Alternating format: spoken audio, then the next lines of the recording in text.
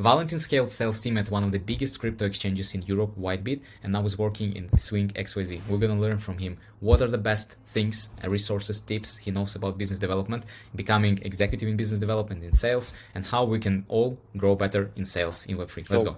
Every beginning of the interview, we start with top 3 actionable takeaways. What are the top 3 things you want Web3 sales reps to know and to move them to a next level? What's the simple thing that they can do to improve the process right now? Talking about the process, are you specifically asking about the day-to-day operations, right? And the way BDs and anything in sales goes, anything that helped you in your life, top 3 things that made it a shift in you. Yeah, so these things are quite simple, I would say. Yeah, so every sales process is about questions, and how Jewish people like to say, the reason why God gave you 2 ears and 1 mouth is just so you listen more, right? So sales it's all about curiosity and willingness to help. So I would say a good salesperson, good business developer is the one who is curious, right? And is actually willing to help. And obviously it's all about money. So you have to know your goals. You have to dream, and by combining these 3 aspects, you can become quite a successful sales representative or salesperson. Yeah, I heard that if you're not hungry in sales, then you probably do something wrong. It's not the right. Yeah, it's not the right place for you. Yes, because you always need to push harder and evolve. And then also with this saying, yeah, because like you have 2 ears and 1 mouth, because you need to be listening twice as much as someone as talking. Yeah. Yep. Okay, makes sense. Yeah, this is like really simple but very crucial, and I'm curious to get the conversation going with more of the broader picture. How do you think Web3 and our day-to-day job is helping us to do something meaningful? For example, go to space, because it's very easy to catch yourself in day-to-day relations and processes and don't see the bigger picture on the scale. Where do you think this thing is going us? How Web3 is helping overall humanity? Yeah, so in terms of what we are doing in order to make our planet a better place, I would say that at least we are trying to bring the ownership back to the users, because it's unfortunately, like you Ukrainian, like myself, and with the war and stuff, like we faced the situation where, I mean, luckily the banking system of Ukraine worked perfectly well during the invasion. Yeah. But let's imagine that Russians were, able to hack it somehow, or do some crazy stuff. It would be an extra layer of chaos that was, happening within the first days of war. So for me personally, it's a way how to diversify your savings. And talking about the broader view, it's more about having a ownership of your data, having an ownership of your social life that you have on the internet, etc., etc. And I mean, obviously, there is. We also have to remember that there are 2 sides of this topic. Yeah, so there is like this good one when we're talking about the diversification, about bringing ownership back to the people, but at the same time we have this huge CBDC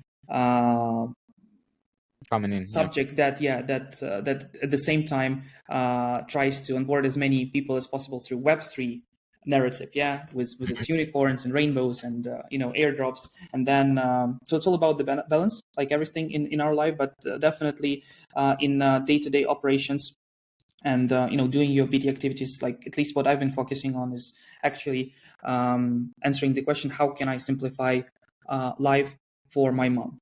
So really? And that's the way I approach things. If my mom can understand crypto, if my mom can use some applications, then I'm doing the right thing. And that's something that I've been constantly the principle that I've been constantly sticking to. It's a very interesting principle. Did you adopt this in WhiteBIT or even before that? I actually have adopted it at WhiteBIT, and that's how, like, WhiteBIT was an entry point for my family. So I onboarded my mom into crypto, my dad, my wife. So it's all about providing simple tools, simple user experience, so people can at least play with crypto and see how how it can simplify their life. Okay, very interesting. So when you were working at WhiteBIT, at the company, when you had a chance to see it grow from small to mid and then to big, and right now it's one of the biggest Ukrainian Web3 companies. I'm curious. So you, as a person that went down from ranks, you were a sales rep, you know the process in and out, and then you were managing, and then you were on the director level, you were making decisions, you were projecting revenue in the future, you were seeing things on the another level.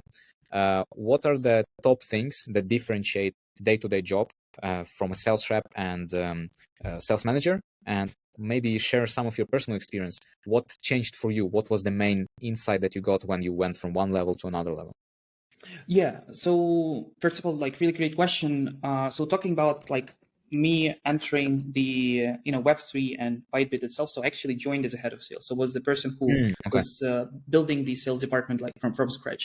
And as for the challenges and things that were crucial, we are getting back to the first question you asked. Yeah, it's all about curiosity. So what like first week I joined the team. I only knew about Bitcoin white paper, which I read before the interview, and then I call it a kids mode. Yeah, so it's all about like why the skies are blue, why the sun is yellow, like why the water is wet. So like it's all about asking stupid questions because I didn't have too much like let's say Web3 training, and there weren't a lot of resources back then. So what really helped me is asking questions and talking to the clients and going through various white papers and understand how tokenomics works, how code works, how blockchain works, etc. So and the hardest thing in terms of scaling was the fact that we were limited to people in particular city. So so the company back then wasn't really it was before COVID. Yeah, so we started building before COVID. It was so remote was kind of Strange. strange. So what I've learned, so the challenge was that we could only onboard people from the same city. So we could work only on site. It's like at some point disadvantage, but at the same time, what I proved that with a proper process, you can literally take any decent salesperson from any other industry and make him a proper Web3 business developer or sales manager.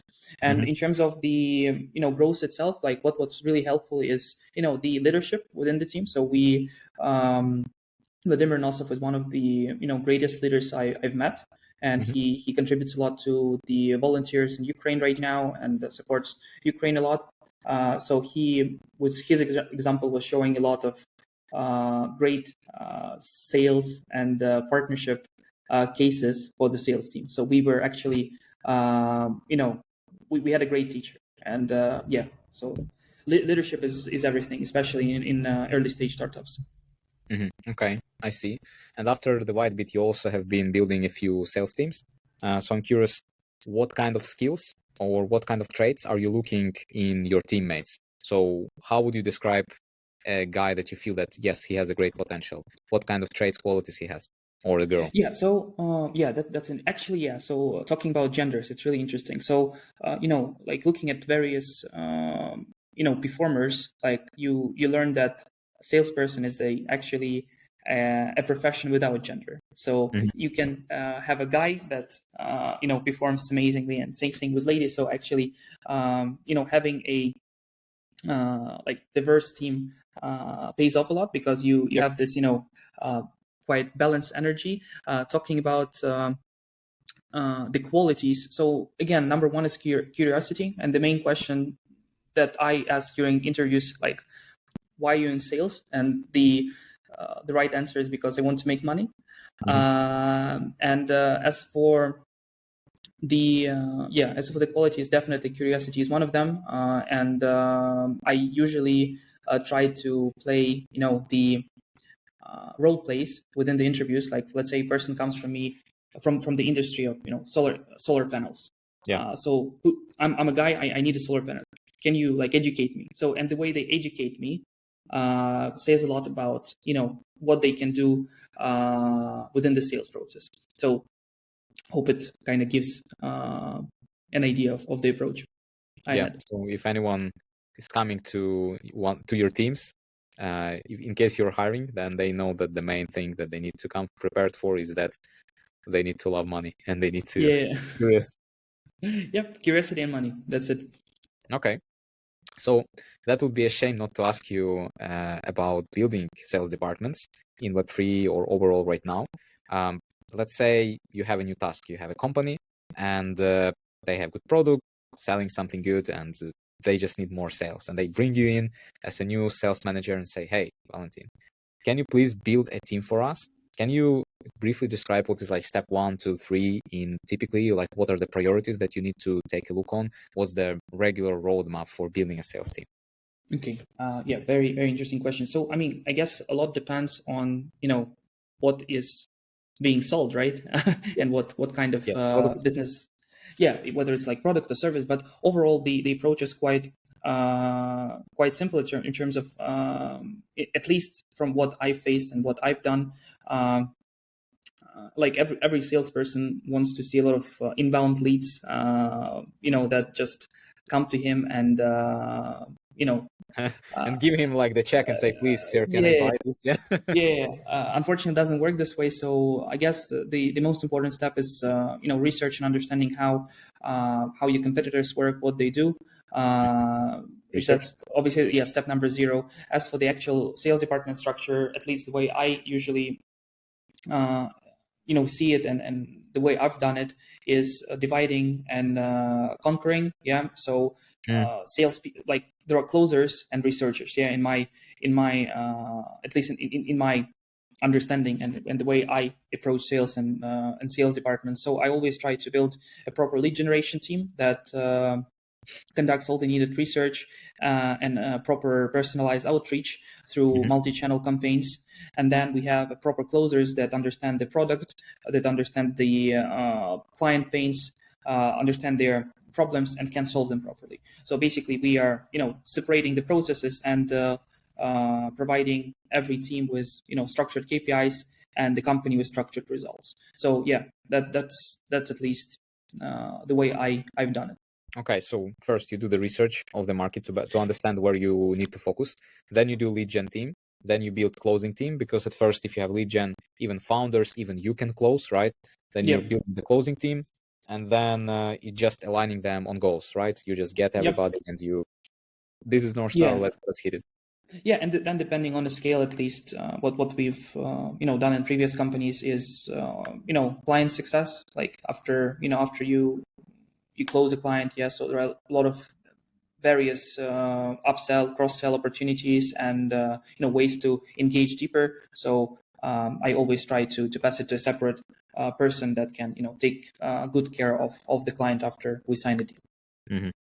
I feel that there is different types of management styles, but I feel that you are a strict manager. You are like a strict leader.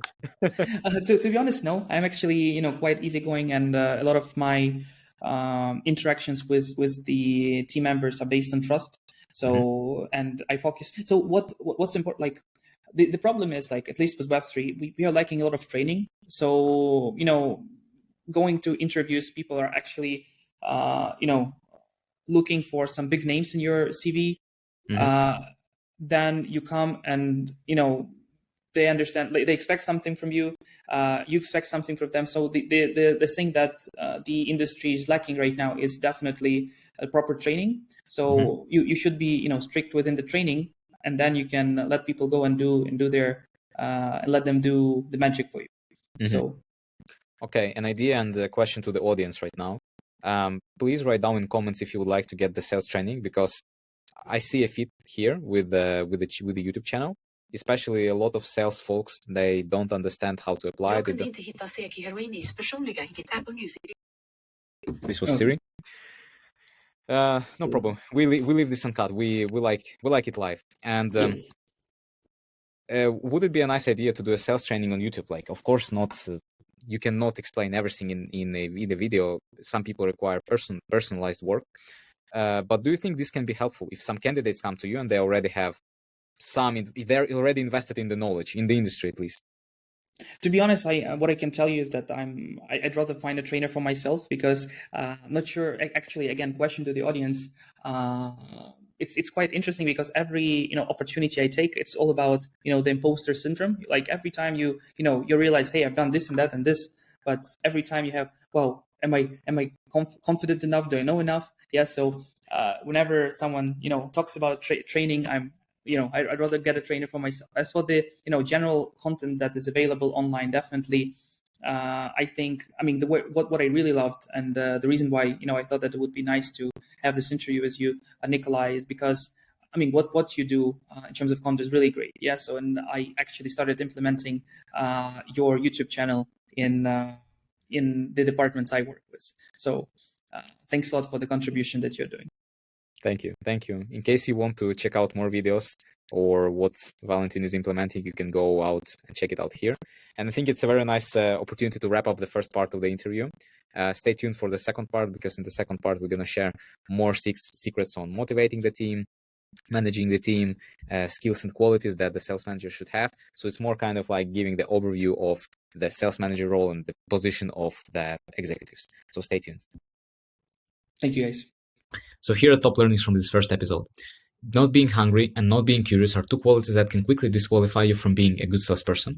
Second one is you need to build applications in Web3 so easy that even your mom can use them. And then the third thing, a good sales process from a bad sales process can be differentiated by one thing. In a good sales process, you can take even average rep, put it inside it, and he will perform good or she will perform good. So keep these tactics on your schedule. Go check out the next video because it's going to be launching in the next week, and hoping to see you soon. Bye-bye.